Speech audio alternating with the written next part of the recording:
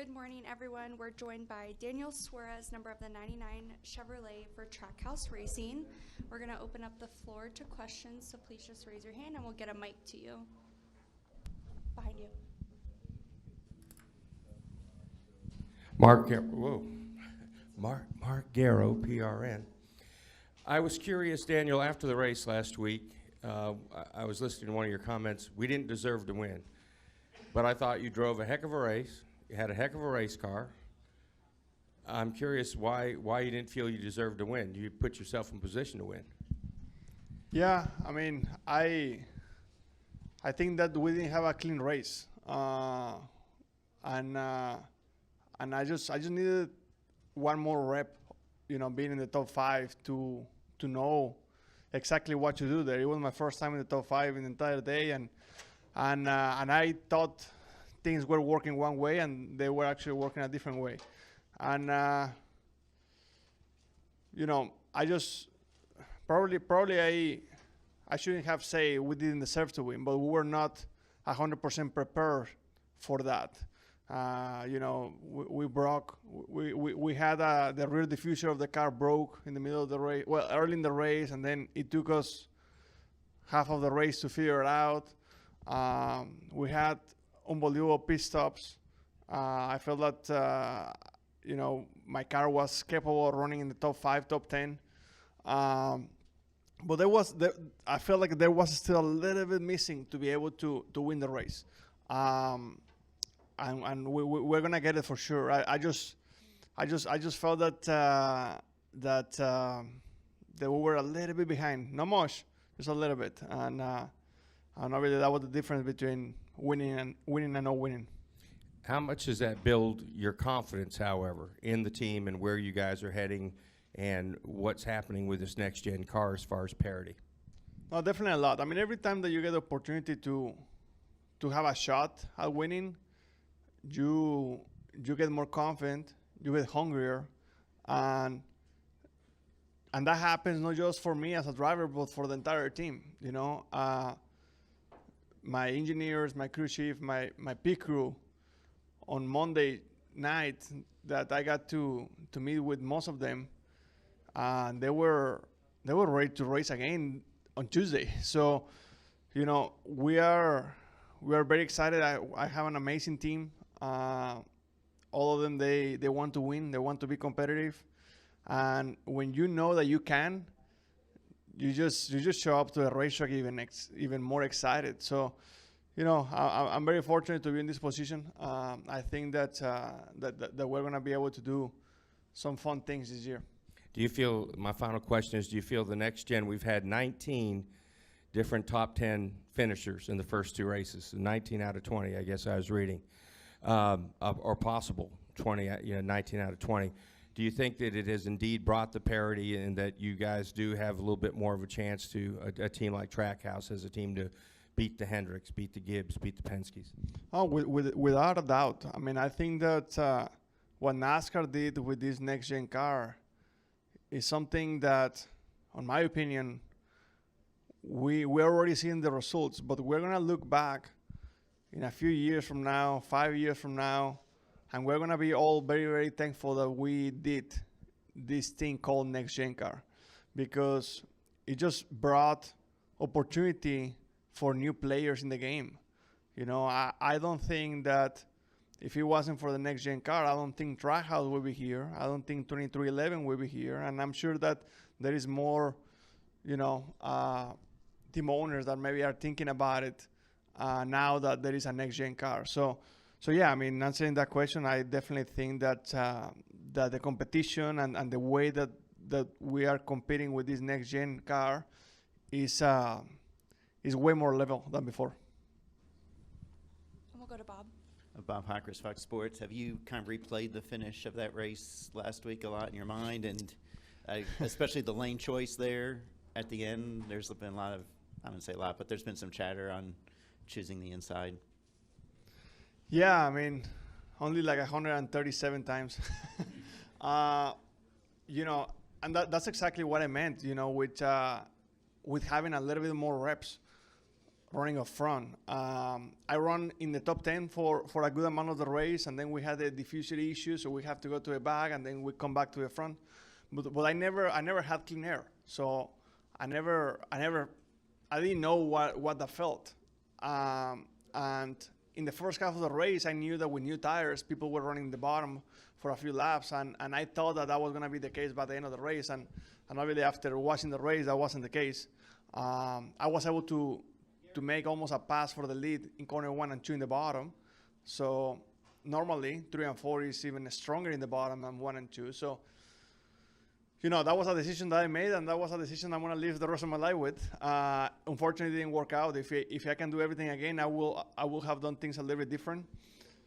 I still think that the 5 car was quite a bit stronger than me, so I don't know if I was going to be able to hold him off, but probably I was going to have a higher chance. But like I said, it's just having reps up front. It was my first time with clean air in the entire day. It's very easy to say now, but I think that that's going to be only one of the first opportunities that we're going to be running up front, and hopefully I can have a little bit more experience next time running up front, so I can take advantage of the opportunity. And the wind today, how much of a factor is it going to be? And with it not being windy tomorrow, do you just kind of have to live with what you've got because you've got to be set up for tomorrow? Every time that we talk about track conditions, windy, no windy, I always try to think that it's exactly the same for everyone. So everyone is playing with the same rules. Today, it's going to be challenging, but also the fact that the next-gen car never been here in Las Vegas, as far as I know, it's going to be a challenge by itself. So we have a lot of work to do. We have only 35 minutes of practice, so we're going to try to learn as much as we can, be smart about it, make a plan, go to qualifying, try to put the 99 Chevy Camaro as close to the front as possible, hopefully the pole, that'd be nice, and go play tomorrow. Do we have any additional questions? Daniel, what's it feel like to run up front again after so long? Feels great. I was talking to Julia about this not too long ago, that how life is a roller coaster sometimes. Already I was part of very, very good teams in the past. I always felt like there was something missing, not just with myself, but there was something missing. And for some reason, I don't know if it was my experience or my voice or whatever that might be, that change were not happening. And then obviously 2020 was probably one of the most difficult years of my life and career. And then slowly I started to go where I wanted to go, with Trackhouse Racing, being competitive again, and it definitely feels good. It feels very good, especially having the experience that I had in 2020. That was very, very tough. I felt that not every driver out there has an opportunity like the one I have right now. I would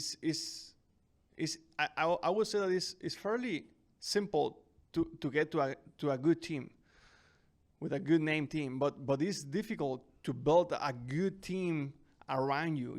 Good everything: crew chiefs, engineers, pit crew, mechanics. That's the difficult part, and unfortunately, it took me a while to figure it out.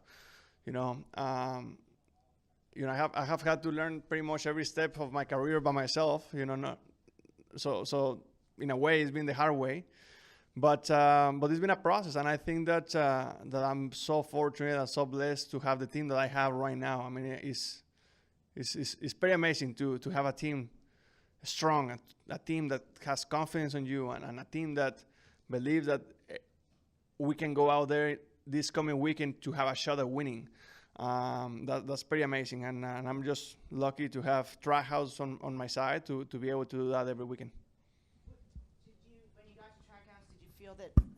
When you got to Trackhouse, did you feel that thing that was missing, did you feel that it had been filled? It's a process. It doesn't happen overnight. If you ask me, hey, do I think I had everything filled in the beginning of last year when I joined Trackhouse? The honest truth is no. do I think that Trackhouse was gonna give me the tools to find everything that I needed? Yes. You know, it's a process. There is only, you have to be either very good or very lucky to land into a team that is already great. Many times you have to build it. Many times it can take you your entire career trying to find that, or sometimes it's already like that. I felt like in my case, you know, it's been a process to try to find that and learning and knowing what I need, what I don't need, and stuff like that. And you know, having a lot of confidence on my crew chief, Travis Mack, has been obviously a huge step. He has done a tremendous job building the 99 team that we have today. And you know, I honestly think that the team that I have right now is probably the best team I ever had in Cup. And I'm talking about everything: engineers, crew chief, pit crew, like complete team. It's pretty amazing, and I'm very, very proud to be in the level that I am right now with experience and without experiences with this team right now. So it's I'm just trying to enjoy the moment as much as I can.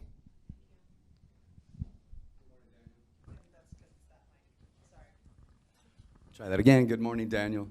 Mike Young, KVPM, Small Town News. I saw a quote that you said, "I can tell you that I'm going to work very, very hard to get to victory lane very, very soon." What does working hard mean? What does that mean to you? It's a combination of many things. You know, if you were asking me that question 2 years ago, I was going to tell you, go work out, work physically, and trying to watch some film and trying to do that as many hours as possible. But right now I have learned and realized that it goes just way more than that. You know, trying to work with your team and trying to realize what we could have done different and better. You know, I look back in California and we left a lot on the table. I did, the car did a little bit. Like we had a good car, but I believe that we're gonna have such a better car this weekend, and probably everyone is gonna say that, but at least to our, you know, our plan and the way that we're growing as a team, I feel like we just keep getting better and learning as we go. And obviously it's a process. I understand that, but I think that you know, working hard and smart is going to be very important, and doing that with a team like the one I have, it's going to be important and obviously very fun at the same time. It sounds like you're saying communication, working on communication, Well, relationship building. Yes and no. I mean, it's a process. I feel that, you know, I have worked already for a year with Travis Mack, my crew chief, my main engineer, Jose Blasco. I've been working with him for a couple of years, and I have known him for 15 years. Dustin, one of my other engineers, he's super smart, one of the smartest guys I know. It's just a little bit of reps working together. Maybe you can call it communication, but it's a little bit of reps working together with a new car. Everyone is going to get better. There's no question about it. Everyone is going to keep getting better as we go. So the difference is going to be who can clean up all these little things a little bit better. And I just think that we're in the good side of things. You know, working towards our goal that obviously is being competitive and win races. Do we have any questions in the press box? All right, any last questions down here? All right, thank you, Daniel, and good luck this week. Thank you, guys. Have fun.